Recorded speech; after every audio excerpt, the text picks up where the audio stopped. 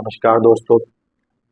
आज मैं आपके सामने में छोटी सी प्रस्तुति लेके आया हूँ जो देश की छोटी सी सच्चाई जो हम लोगों के बस साथ इसके बारे में बात की जाती है। देश की इकोनॉमिक सिस्टम के बारे में, देश के विकास के बारे में, भारत के बड़प्पन के बारे में, भारत की ऊंचाई के बारे में, उसके बारे में एक छोटा सा एनालाइजेशन मैं आपके सामने लेके हाजिर हुआ हूँ कि देश का विकास हो रहा है और किसी भी देश की विकास होती रहती है वक्त के हिसाब से।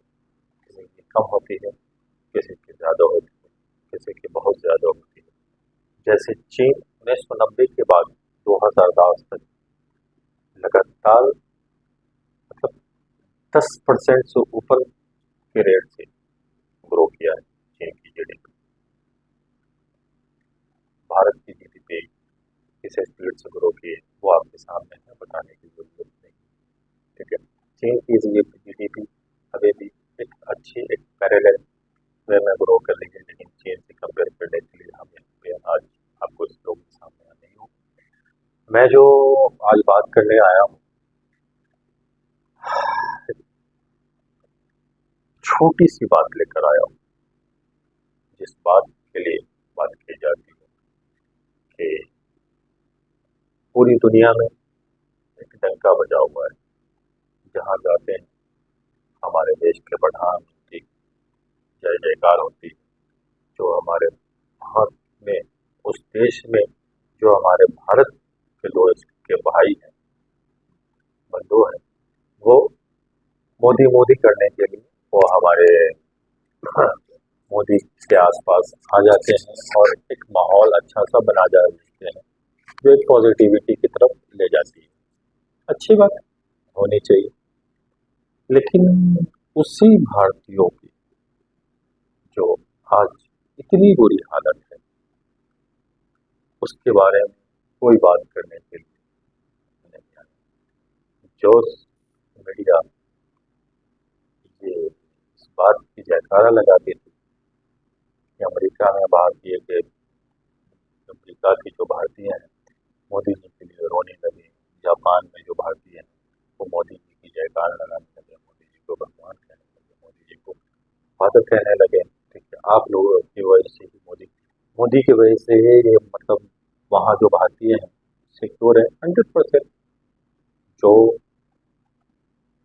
इस देश का जो भी नागरिक है दुनिया की किसी भी जगह अगर जा रहा है तो इस देश की सरकार, इस देश की सिस्टम, इस देश की जीडीपी, इस देश की मैच्योरिटी पे ही उसकी रिस्पेक्ट इस देश में होगी, इसमें कोई शक नहीं। ठीक है, चाहे वो खोखला हो, चाहे सिक्योरिटी, वो बात की बात। ट्रम्प जब से बने वो तरह तरह से हिंदुस्तान पे वो अटैक करने लगे। एक अटैक उनका ये भी था वीजा का, इसकी वजह से उन लोगों पे बहुत ज्यादा ही, बहुत बड़ा ही आघात हुआ। जो लोग मोदी जी के लिए वहां पे खड़े होकर मोदी मोदी हाउडी मोदी की नारा लगा रहे थे, दुख है इस बात होना चाहिए। तो हमारे देश के लोग थे, हमारे देश की इकोनॉमी वहां से कमा कर कंट्रीब्यूट कर रहे थे, लेकिन आज वो परेशान है। उसमें एक छोटा सा रिपोर्ट जागरण का आया हुआ है, कल का ही है, दैनिक जागरण का। 14 युवक हरियाणा के थे, डंकी रूट से अमेरिका गए हुए थे। मैक्सिको, ब्राजील, कनाडा, इन सब देश को उन्होंने अपना रास्ता बनाया था अमेरिका पहुंचने के लिए। अमेजोन का जंगल, बहुत सारे पहाड़, बहुत सारे समुद्र, और इतनी मुसीबत उठाने के लिए उन लोगों ने 55 से 70 लाख रुपए तक खर्च किया था। किसी ने 57 लाख खर्च किया, किसी ने 60 लाख खर्च किया, किसी ने 70 लाख खर्च किया, किसी ने 65 लाख खर्च किया। इतनी बड़ी रकम खर्च किया हिंदुस्तान से जाने के लिए, और इतनी परेशानी के साथ जाने के लिए। दुख की बात यहाँ पे जाते हैं मिलन आए, इंडिया से बाहर जाते हैं, दुबई में जाकर बिजनेस कर रहे हैं, सिंगापुर में जाकर बिजनेस कर रहे हैं, जितने मिलियनेयर आज के दिन में जिस थोड़ी सी भी पैसा बढ़ती है वो बाहर निकल जाते हैं, ठीक है, यूके जाते हैं, जर्मनी जाते हैं, अच्छी बात है जाए, लेकिन ये बेचारे मजबूर इतनी बड़ी रकम खर्च करके इतनी परेशानी से जो जाते हैं, जरूर इनके पीछे परेशानी, इनकी भी तो कोई मजबूरी होगी, शौक से तो नहीं इतना पैसा खर्च करके इतनी परेशानी झेल रहे होंगे। विश्वास तो घटा होगा मोदी सरकार, मोदी, उन्हें इस बात का यकीन नहीं होगा कि मोदी जी हमें, आने वाली नस्ल को या हमें एक अच्छी जिंदगी, एक सुकून की जिंदगी, एक सिक्योर इनकम दे सकते हैं।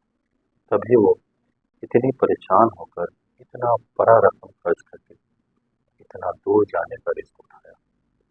तभी वो 70 लाख 60 लाख रुपया खर्च करके 2 महीने तक जंगल, पहाड़, समुद्र के जहर कर भूखे प्यासे रहकर अमेरिका पहुंचने का जोखिम उठाया होगा, ऐसे तो नहीं उठाया होगा। ये 55 लाख 60 लाख 70 लाख जो इनकम है, अगर आम नागरिक की इनकम, आम नागरिक की अगर सालाना इनकम को हम कैलकुलेट करते हैं, आम नागरिक हम किसे मानते हैं? हम primary teacher, middle class teacher जैसे हो, गवर्नमेंट टीचर होते हैं, हम जो कांस्टेबल की सैलरी होती है, कांस्टेबल जो होते हैं उनकी सैलरी को हम मान लेते हैं, आम नागरिक हम उन्हें मान लेते हैं। उनकी सैलरी को आप कैलकुलेट कर लीजिए, उनकी सैलरी जो होती है 4.5 लाख की ईयरली होती है, 5 लाख की, जो सीनियर है उसकी 6 लाख 6.5 लाख होती है, उनके ईयरली एक्सपेंस जो है 5 लाख से कम नहीं होगा। 1 लाख रुपया बचता है, 2 लाख बच जाएगा, 1.5 लाख बच जाएगा। सोच लीजिए 55 लाख बचाने में उनको कितना साल लग जाएगा, पूरा 27 साल, पूरी जिंदगी उनकी 57 55 लाख रुपया जमा करने में लग जाएगा। और वो 55 लाख वो अपने छोटे भाई ने, किसी ने अपने बेटे को दिया है कि जाओ